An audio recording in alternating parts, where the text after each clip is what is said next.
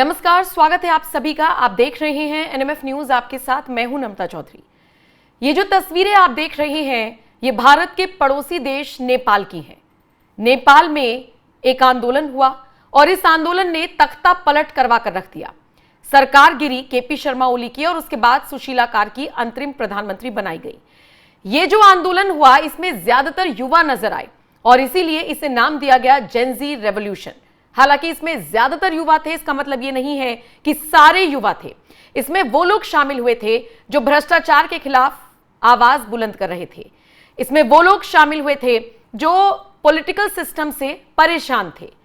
लेकिन इसे नाम दिया गया जेनजी रेवोल्यूशन और इस जेनजी रेवोल्यूशन ने नेपाल में सत्ता पलट दी। देखिए, स्कूल ड्रेस में बच्चे थे, बैग लेकर उनको बुलाया गया था ताकि पूरी दुनिया में यह मैसेज जा सके कि स्कूल के बच्चों ने, कॉलेज के बच्चों ने इस तरह के प्रोटेस्ट को अंजाम दिया। अब सवाल उठता है कि आज एक बार फिर नेपाल का जिक्र मैं क्यों कर रही हूं। नेपाल का जिक्र करना इसलिए लाजमी हो जा रहा है क्योंकि ये जो तस्वीरें आप नेपाल से देख रही हैं, इसी तरीके की तस्वीरें भारत में दिखाई दें ये उम्मीद कर रही हैं कई नेता, राजनेता। भारत में ऐसे कई तबके हैं जो रहते भारत में हैं, जो खाते भारत का हैं, जो कमाते भारत में हैं, लेकिन जब बात आती है समर्थन करने की तो भारत का समर्थन कभी नहीं करते। ये वो लोग हैं जो भारतीय सेना पर सवाल उठाते हैं। सरकार पर तो चलिए इसलिए उठा लेते हैं क्योंकि इनकी विचारधारा सरकार से मैच नहीं करती, लेकिन भारतीय सेना के शौर्य पर सवाल उठाना, हर उस एक चीज पर सवाल उठाना जो भारत के विरोधियों को फायदा पहुंचाए, क्या जरूरत है इस सारी चीज करने की। आज राहुल गांधी के उस ट्वीट पर बात करने जा रही हैं जिसको लेकर बवाल मचा हुआ है। जब से उन्होंने ये ट्वीट किया है तब से लेकर अब तक, जब तक मैं ये वीडियो आपके सामने बना रही हूं, लोग एक ही सवाल पूछ रहे हैं कि आपने ट्वीट किया, समझ में आता है, लेकिन उस एक शब्द का इस्तेमाल करके आप क्या करना चाहते हैं। और शायद इसीलिए इस ट्वीट को देखने के बाद बीजेपी नेता लगातार आक्रामक हो रहे हैं और राहुल गांधी को खतरनाक इंसान बता रही हैं देश के लिए। आइए सबसे पहले ट्वीट देखिए। राहुल गांधी ट्वीट करते हुए लिखते हैं, देश के युवा, देश के स्टूडेंट्स, देश की जेनजी संविधान को बचाएंगे, लोकतंत्र की रक्षा करेंगे और वोट चोरी को रोकेंगे। मैं उनके साथ हमेशा खड़ा हूं। जय हिंद। और इसी के साथ जैसा कि आप देख सकते हैं राहुल गांधी की एक तस्वीर है जिस पर भारतीय तिरंगा तो दिख ही रहा है, साथ ही साथ लिखा है democracy will not be deleted. 18 सितंबर 7:05 पर शाम को उनका यह ट्वीट आता है और यह सिर्फ ट्वीट मात्र नहीं कहा जा रहा, इसे विवादित ट्वीट कहा जा रहा है। बीजेपी के नेता राहुल गांधी पर आरोप लगा रहे हैं कि वो लोकतंत्र को बचाने की दुहाई दे रही हैं, लेकिन असल में वो खतरे में डाल रही हैं लोकतंत्र को। कुछ लोग उन पर आरोप लगा रहे हैं कि वो अराजकता फैलाने का काम कर रही हैं। हालांकि इन सब पर ना जाते हुए सीधे मैं आपको वो ट्वीट्स दिखाती हूं, वो रिएक्शंस दिखाती हूं जो इस वक्त सोशल मीडिया पर आ रही हैं और राहुल गांधी की ट्रोलिंग हो रही है। आइए सबसे पहले अभिषेक तिवारी का ट्वीट देखिए जिसमें वो लिखते हैं, स्पष्ट और साफ संदेश है इस निर्लज का, ये देश में आग लगाना चाहता है और खुले शब्दों में कह रही है, दम हो वो आग लगाने की कोशिश करके देख ले। भगवान परशुराम की सौगंध, नाम मिटा देंगे उसका इस धरती से। लगाओ मेरे देश में आग, फिर देखो हम क्या करते हैं। अगला यूजर विजय इनका नाम है, लिखते हैं, देश के युवा, देश के स्टूडेंट्स, देश की जेनजी ने संविधान 2014 में ही बचा लिया था, तुम जैसे भ्रष्टाचारी पार्टी को सत्ता से बाहर निकालकर। तृप्ति गर्ग लिखती हैं, देश के Gen Z is the new line you have added, hoping for the same Nepal like situation in India, you are dangerous for this country, this is the reason you will never become PM. Satish Gadhia लिखते हैं, राहुल गांधी ने जानबूझकर Gen Z शब्द का इस्तेमाल किया क्योंकि नेपाल के मौजूदा हालात को देख के इसके मन में एक उम्मीद जगी है, इसीलिए यह भारत में किसी भी तरह अराजकता का माहौल बनाना चाहता है, लेकिन यह भूल जाता है कि भारत का युवा 2014 में ही संविधान और लोकतंत्र दोनों को बचा चुका है। रमेश चौधरी नाम के यूजर ने देखिए कितना लंबा चौड़ा ट्वीट लिखा। वो कहते हैं, मैं बताता हूं कि तेरे साथ कौन खड़ा है और कौन नहीं। लोकतंत्र तोड़ने की मंशा रखने वाला कभी लोकतंत्र का पहरेदार नहीं हो सकता। न तेरे साथ देश की जनता खड़ी है, न तेरे साथ देश का युवा खड़ा है, न तेरे साथ देश के छात्र खड़े हैं, न तेरे साथ देश के जेनजी खड़े हैं। तेरे साथ सोरोस खड़ा है, तेरे साथ देश तोड़ने वाले देशद्रोही खड़े हैं, तेरे साथ विदेशी ताकतें जो भारत को कमजोर करना चाहते हैं वो खड़े हैं, तेरे साथ वो भ्रष्टाचारी खड़े हैं जो सत्ता मिलने पर लूट मचाते हैं, तेरे साथ वो परिवारवादी नेता खड़े हैं जो अपने परिवार के अलावा किसी को नहीं चाहते। एक और यूजर ने लिखा, इसको कहते हैं भेड़ की खाल में भेड़िया।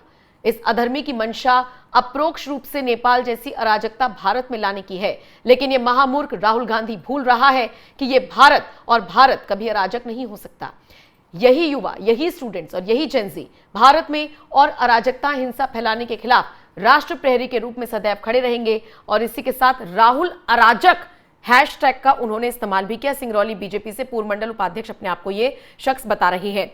डिपेंड ये नहीं कर रहा कि कौन किस पद पर है, या कोई बीजेपी का नेता है या कोई जेनजी ये ट्वीट कर रहा है। सवाल ही उठता है कि इस ट्वीट को जब किया गया होगा, क्योंकि राजनीति में ना कुछ भी ऐसे ही नहीं हो जाता, बहुत प्री प्लानिंग से चीजें होती हैं। अगर आप एक ट्वीट भी कर रहे हैं और बहुत बड़े राजनेता, आप तो लीडर ऑफ ऑपोजिशन है, तो सारी चीजें देखकर संभल कर लिखी जाती है, कही जाती है, क्योंकि सामने वाला भी इस बात को जानता है कि जब ये बात लिखी जाएगी तो कहां तक जाएगी। युवा आपने जोड़ा, आप पहले से युवाओं के मुद्दे उठा रहे हैं, आप युवाओं का जिक्र पहले भी करते रही हैं, स्टूडेंट्स का आपने जिक्र किया, लेकिन आप जेनजी शब्द का इस्तेमाल कर रहे हैं। और इसीलिए सोशल मीडिया पर लोग राहुल गांधी के लिए इसी तरीके की भाषा का इस्तेमाल कर रहे हैं। मैंने आपको वो ट्वीट्स पढ़कर बताए, मतलब मैं तू तड़ाक नहीं कर रही थी, वो ट्वीट्स हैं, वो भाषा है आम लोगों की। हो सकता है इनमें से कई सारे जेनजी ही हो जो राहुल गांधी को जवाब दे रही हैं कि आप जेनजी शब्द का इस्तेमाल करते हुए क्या बताना चाहते हैं। और ये सवाल सबका है, देश के हर एक नागरिक का, कि राहुल गांधी ने अपने ट्वीट में जेनजी शब्द का पर्टिकुलरली इस्तेमाल क्यों किया। क्या लगता है उन्हें, जेनजी रेवोल्यूशन जिस तरीके से नेपाल में हुआ, ऐसे ट्वीट करके वो भारत में भी इसे भड़का सकते हैं? ये सवाल लगातार उठ रहा है और ऐसे में राहुल गांधी का एक बयान भी वायरल हो रहा है। देखिए, बीते दिन राहुल गांधी सुबह से लेकर शाम तक चर्चा का विषय रहे। चर्चा का विषय इसलिए क्योंकि वो एक प्रेस कॉन्फ्रेंस करते हैं, यहां पर वो कई मुद्दों पर बात करते हैं, लेकिन जब उनसे सवाल पूछा जाता है कि आपके पास सबूत है ना, सारे ब्लैक एंड व्हाइट सब कंप्लीट है, तो क्या आप कोर्ट जाएंगे, तो वो लीडर ऑफ ऑपोजिशन कहकर और सरकार पर दबाव बनाने तक की अपनी भूमिका निश्चित कर देते हैं। और यही वजह है कि फिर लोग पूछ रहे हैं सबूत है तो कोर्ट क्यों नहीं जा रहे, यहां पर हल्ला क्यों काट रही हैं। आइए राहुल गांधी का वो वायरल बयान भी सुन लीजिए। आपने कहा सर कि आपके पास पुख्ता सबूत है, ब्लैक एंड व्हाइट सबूत है, तो क्या अगर ईसीआई अभी जवाब नहीं देती है तो कोर्ट का रुख करेंगे, ये ऑप्शन है आपके पास, जाएंगे? देखिए, मैंने कहा कि मेरा काम as opposition leader normal situation में मेरा काम ऑपोजिशन का रोल है, सरकार पे प्रेशर डालने का रोल है। मेरा काम हिंदुस्तान के लोकतंत्र को बचाने का नहीं है। मैं वो काम कर रहा हूं, इस स्टेज पे मैं वो काम कर रहा हूं। तो सुना आपने क्या कुछ कह रहे हैं राहुल गांधी। लेकिन ये जो जेनजी शब्द का इस्तेमाल हो रहा है, आप में से बहुत सारे लोग जानना चाह रहे होंगे कि जेनजी है क्या। देखिए, 1997 से लेकर 2012 तक में जिन बच्चों का जन्म हुआ है वो जेनजी कहला रहे हैं। उससे पहले वाली जो जनरेशन है, 15 साल और पहले चले जाइए, उन्हें मिलेनियल्स कह रहे हैं। और इसी तरीके से 15-15 साल पर, 14-15 साल पर मतलब डिवाइड कर दिए गए हैं ग्रुप। फिर अल्फा और फिर उसके बाद की जनरेशन आएगी। इस तरीके से ये जो जेनजी है, मतलब जिनकी उम्र लगभग 20-22 साल के, जो आज के नौजवान है 19, 20, 21, 22 साल के, उनको जेनजी कहा जा रहा है, यानी कि जनरेशन जेड या जी, जो भी आप कहें। और इनको, क्योंकि हम कहते हैं कि जो युवा होते हैं वो देश का भविष्य होते हैं, तो अब ये जेनजी हैं जिन पर पॉलिटिकली नेताओं का भी बहुत ज्यादा फोकस है नेपाल में अराजकता देखने के बाद। अब आप इस खबर पर क्या कुछ कहेंगे, क्या आपकी राय है? और अगर स्पेशली आप जेनजी हैं, मेरी आपसे रिक्वेस्ट है, अगर आप जेनजी हैं तो आप कमेंट सेक्शन में लिखिए, अपनी राय दीजिए। राहुल गांधी कह रहे हैं कि वो आपके साथ हैं, क्या आप राहुल गांधी के साथ हैं?